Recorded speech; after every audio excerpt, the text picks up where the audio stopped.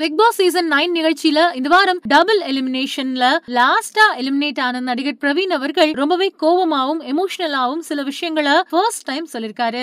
அத பத்தி இப்போ நாம இந்த வீடியோவுல தெளிவா பார்க்கலாம். பிக் பாஸ் சீசன் 9 நிகழ்ச்சி இப்போதான் ஓரளவுக்கு ரசிகர்கள் விரும்பி பாக்குற மாதிரி போயிட்டு இருக்கு. அதுலயும் குறிப்பா கானா வினோத் அப்புறம் திவாகர் பண்ற பல காமெடிய ரசிகர்கள் ரொம்பவே ரசிச்சு பாத்துட்டு வராங்க. ஆனா அதே சமயத்துல ஒவ்வொரு வாரமும் எலிமினேஷன்ல மட்டும் யாருமே எதிர்பார்க்காத வகையில தான் ஒருத்தர் எலிமினேட் ஆகுறாங்க. அந்த வகையில இந்த வாரம் ஃபர்ஸ்ட் டைம் டபுள் எலிமினேஷன் பண்ணிருக்காங்க. அதுல கடைசியா எலிமினேட் ஆன நடிகர் பிரவீன் ராஜோட எலிமினேஷனை யாராலையுமே ஏத்துக்கவே முடியல அப்படின்னு தான் சொல்லணும். இன்னும் சொல்ல போனா உண்மையான எலிமினேஷன் ரம்யா ஜோதா ஆக வேண்டியதாகவும் கடைசி நேரத்துல ஏதோ சதி பண்ணி நடிகர் பிரவீன் அவர்களை எலிமினேட் பண்ணிட்டதா சொல்லிட்டு வராங்க.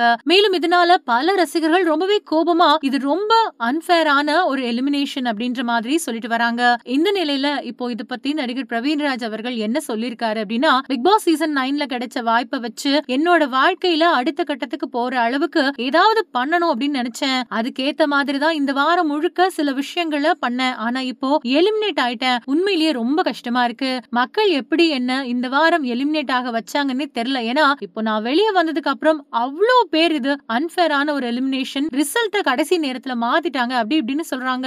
அதெல்லாம் எப்படி எடுத்துக்கிறதுனே எனக்கு தெரியல.